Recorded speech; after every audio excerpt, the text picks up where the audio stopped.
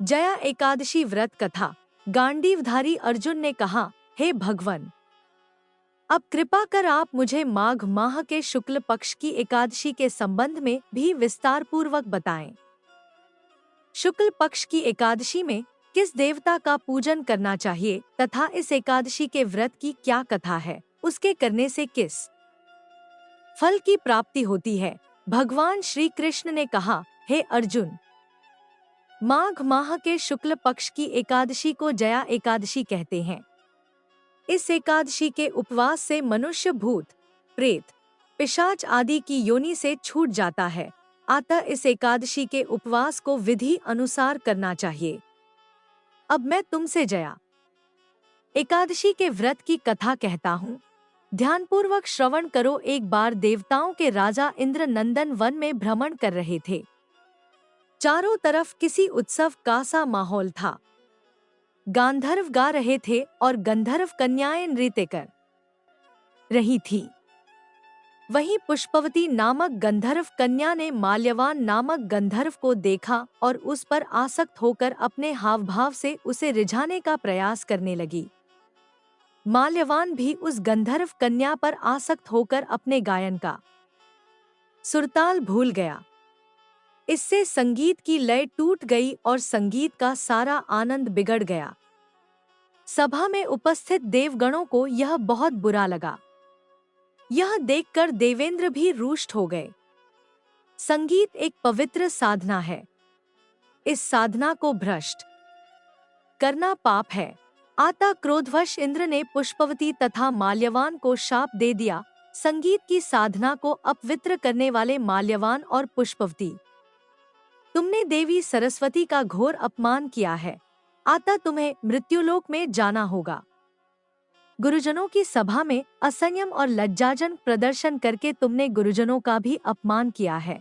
इसलिए इंद्रलोक में तुम्हारा रहना अब वर्जित है। अब तुम अधम पिशाच असंयमी का सा जीवन बिताओगे। देवेंद्र का शाप सुनकर वे अत्यंत दुखी हुए और हिमालय पर्वत पर पिशाच योनि में दुहक पूर्वक जीवन यापन करने लगे। उन्हें गंध, रस, स्पर्श आदि का तनिक भी बोध नहीं था। वहीं उन्हें असहनीय दुर्भग सहने पड़ रहे थे। रात दिन में उन्हें एक क्षण के लिए भी नींद नहीं आती थी। उस स्थान का वातावरण अत्यंत शीतल था, जिसके कारण उनके रोए खड़े हो जाते थे, हाथ पैर सुन्न पड़ जाते थे, दांत बजने लगते थे। एक दिन उस पिशाच ने अपनी स्त्री से कहा, न मालूम हमने पिछले जन्म में कौन से पाप किए हैं, जिसके कारण हमें इतनी दुखदायी यह पिशाच योनि प्राप्त हुई है। पिशाच योनि से नरक के दुख सहना कहीं ज्यादा उत्तम है। इसी प्रकार के अनेक विचारों को कहते हुए अपने दिन व्यतीत करने लगे। भगवान की कृपा से एक बार माघ के शुक्ल पक्ष की जया एकादशी के दिन इन दोनों ने कुछ भी भोजन नहीं किया और न ही कोई पाप कर्म किया। उस दिन मात्र फल फूल खाकर ही दिन व्यतीत किया और महान दुहक के साथ पीपल के वृक्ष के नीचे विश्राम करने लगे। उस दिन सूर्य भगवान अस्ताचल को जा रहे थे।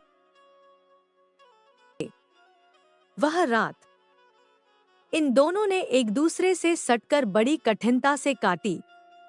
दूसरे दिन प्रातः काल होते ही प्रभु की कृपा से इनकी पिशाच योनि से मुक्ति हो गई और पुनः अपनी अत्यंत सुंदर अप्सरा और गंधर्व की देह धारण करके तथा सुंदर वस्त्रों तथा आभूषणों से अलंकृत होकर दोनों स्वर्ग लोक को चले गए।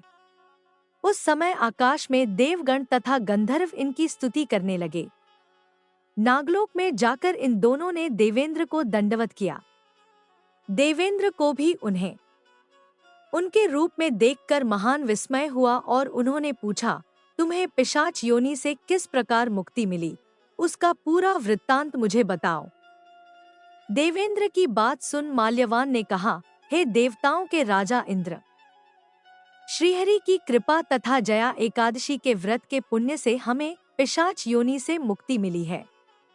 इंद्र ने कहा, हे माल्यवान, एकादशी व्रत करने से तथा भगवान श्रीहरि की कृपा से तुम लोग पिशाच योनि को छोड़कर पवित्र हो गए हो, इसलिए हम लोगों के लिए भी वंदनीय हो गए हो।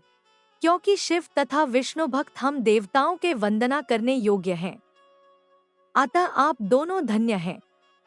अब आप प्रसन्नतापूर्वक देवलोक में निवास कर सकते हैं।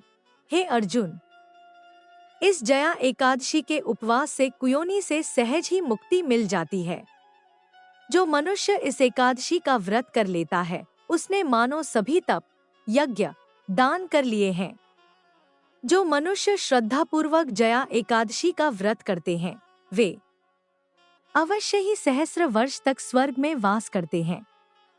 मैं आशा करता हूँ कि आपको यह जानकारी पसंद आई होगी, और यदि मेरे इस चैनल देसी सुविचार पर नए हो तो चैनल को सब्सक्राइब और वीडियो को लाइक और शेयर जरूर करें।